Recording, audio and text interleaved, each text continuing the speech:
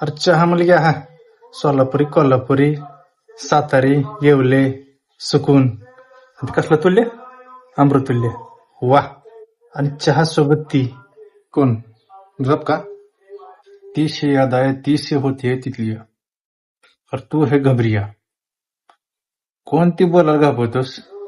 आणि मग चहा सोबत ती. खरंच का नाही बाबा. त्या दिवशी तिला बोलावं म्हणून गुलाबाचं फुल घेऊन गेलतो. जुलाब म्हणायचं का तुला?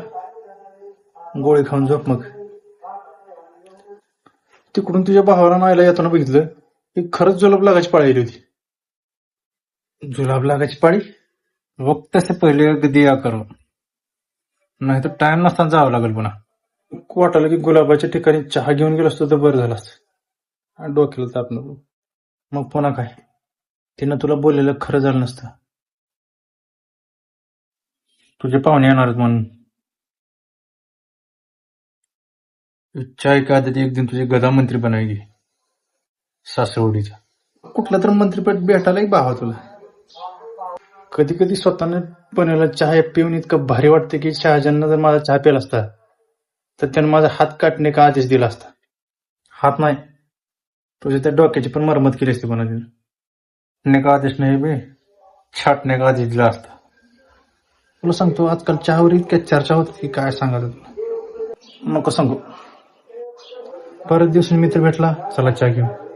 कुठला पाहुणा भेटला, चला चहा घेऊ. पाहुणा आणि एक पण पोरगी दावना तुला. कुठल्या पोरीला हाच भावना काय. एवढंच नाही तर समजा चहात जर पाजला नाही तर मित्र समाजातून त्याला बहिष्कृत केले जाते. एवढं चहाचं चालते काय सांगायचं. चहा चालते. अरे तुला माहिती आहे का, त्या दिवशी बादशाला चहावर लिंबन लिहून आण म्हणून सांगितलं होतं, तर मी काय केलं माहितीये का. काय करत राहिलं होतं अजून.